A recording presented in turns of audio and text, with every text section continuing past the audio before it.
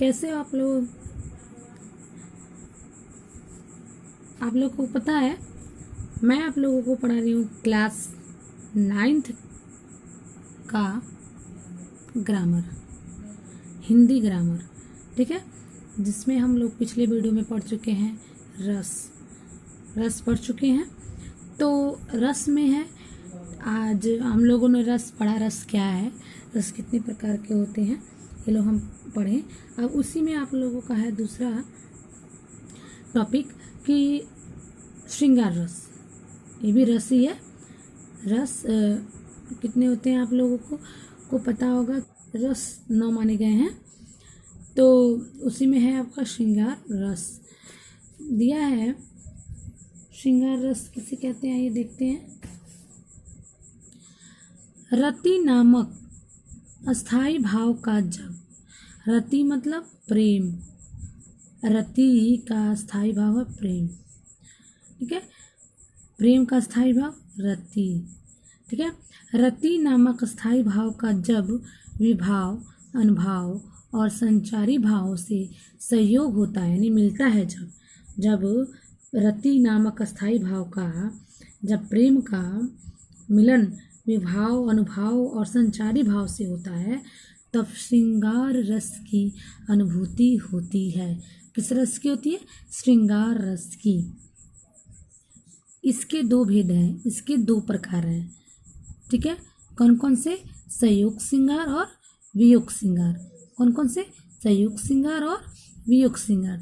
तो पहला संयोग श्रृंगार देखते हैं, जहाँ नायक नायिका के मिलन का वर्णन हो, वहाँ पर कौन सा श्रृंगार होता है? संयोग श्रृंगार होता है। यहाँ पर जहाँ पर प्रेमी और प्रेमिका का, नायक या नायिका का मिलन होता है, वहाँ पर संयोग श्रृंगार होता है। इसका एग्जाम्पल है, उदाहरण देखते हैं। लता ओट तब सखिन लखाए, श्यामल गौर किशोर सुहाए, देखी रूप लोचन ललचाने, हर्षे जनु निज निधि पहिचाने।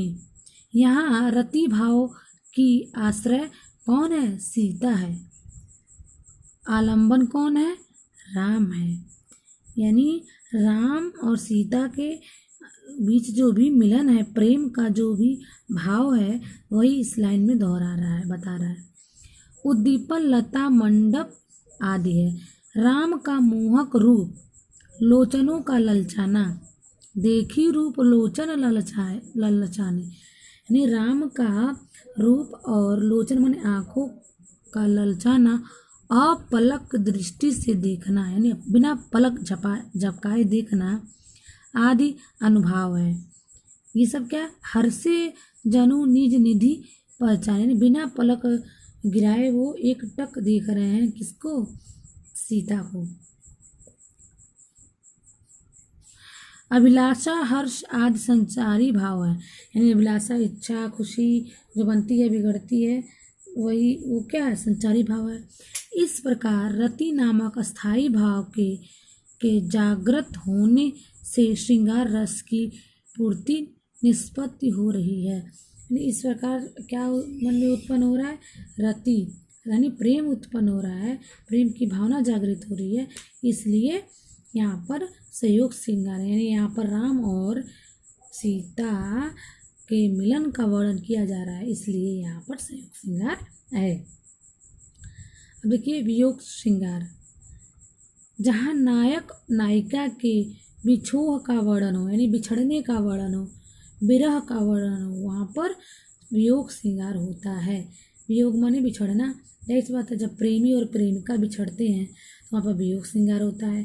जैसे हे खग मृग हे मधुकर स्नेही, तुम देखी सीता मृग नैनी, यानी राम जो है वो कहते हैं कि हे खग मृग, यानी हे खग माने पक्षी, मृग माने हिरण, यानी हे खग और मतलब पक्षी और हिरण से पूछते हैं कि क्या आप लोगों ने, तुम देखी सीता मृग नैनी, क्या तुम लोगों ने अपने नैनों से, अपने आँखों के द्वारा क्या सीता को देखा है?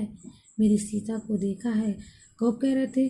जब सीता को रावण लेकर चला जाता है, उठा ले जाता है, हर ले जाता है तब। ठीक है, कह रहे हैं यहाँ रति भाव के आश्रय राम है और विषय सीता। सीता की अनुपलब्धता उपयुक्त ऋतु आदि उद्दीपन है। पशु पक्षियों से सीता के बारे से पूछना अनुभाव है। आवेग, मोह, उत्सुकता, उन्माद आदि संचारी भाव हैं। इस प्रकार प्रस्तुत पंक्ति में वियोग श्रृंगार की पूर्ति निष्पत्त हो रही है। वही चीज़ लिखा है जो मैं आप लोगों को समझा चुकी हूँ कि क्या कह रहा है। राम जो पूछते हैं ऐसी बात, बस सिंपल सा बात, जहाँ पर नायक और नायिका या प्रेमी और प्रेमिका मिलते हैं वहाँ पर संयोग श्रृंगार होता है, जहाँ पर बिछड़ते हैं वहाँ पर वियोग श्रृंगार होता है, बस यही बात है। अब आते हैं वीर रस, यानी रस से ही पढ़ रहे हैं हम लोग, उसमें रस पढ़ चुके, श्रृंगार रस पढ़ चुके, अब वीर रस। उत्साह नामक अस्थाई भाव का जब विभाव, अनुभाव और संचारी भाव से सहयोग होता है तब वीर रस की अनुभूति होती है। यानी उत्साह माने जोश, यानी किसी काम को करने की जब ललक आती है, जब जोश आता है, ये दिल करता है कि कर डालो इस काम को, यानी विभाव, अनुभाव और संचारी भाव जब सारे मिलते हैं और दिल में एक जोश सा पैदा होता है, वहाँ पर कौन से रस आता है, की अनुभूति होती है? वीर रस की अनुभूति होती है। अपने सारथी के प्रति अभिमन्यु के निम्नलिखित कथन में वीर रस है, यानी उदाहरण है इसका, एग्जाम्पल है। मैं सत्य कहता हूँ सखे, सुकुमार मत जानो मुझे। यानी अभिमन्यु अपने साथी से कह रहे हैं कि मैं सही कह रहा हूँ कि तुम मुझे सुकुमार यानी छोटा बच्चा या सुकुमार मत जानो मुझे। यमराज से भी युद्ध में प्रस्तुत सदा मानो मुझे, यानी मुझे ऐसा मानो मैं युद्ध कर सकता हूँ, उस लायक हूँ, मैं यमराज से भी लड़ सकता हूँ। है और की तो बात क्या, गर्व मैं करता नहीं। अगर है कि औरों की बात क्या, लेकिन मैं गर्व नहीं करता, घमंड नहीं करता। मामा तथा निज तात से भी युद्ध में डरता नहीं, यानी मामा हूँ या मेरे निजी मेरे ही पिता क्यों ना हो, फिर भी मैं उनसे नहीं डरता हूँ, इसलिए मुझे सुकुमार मत मानो। यानी वो किसका परिचय दे रहे हैं? अपनी वीरता का परिचय दे रहे हैं, इसलिए यहाँ पर वीर रस है। यहाँ पर कौरव आलंबन, अभिमन्यु आश्रय, उभेद चक्रव्यूह की रचना, उद्दीपन तथा अनुभव, अभिमन्यु के वाक्य अनुभाव हैं। गर्व, औत्सुक्य, हर्ष आदि संचारी भाव हैं। इन सभी के सहयोग से वीर रस की निष्पत्ति हुई है। यानी इस एग्जाम्पल को पढ़ने से ये पता चलता है कि अभिमन्यु ने अपनी वीरता को दर्शाया है और उसकी वीरता को देखकर ये पता चलता है कि यहाँ पर वीर रस है। ठीक है, ये था हमारा रस कंप्लीट हुआ। रस क्या है, किसे कहते हैं, वो जान लिया हम लोगों ने।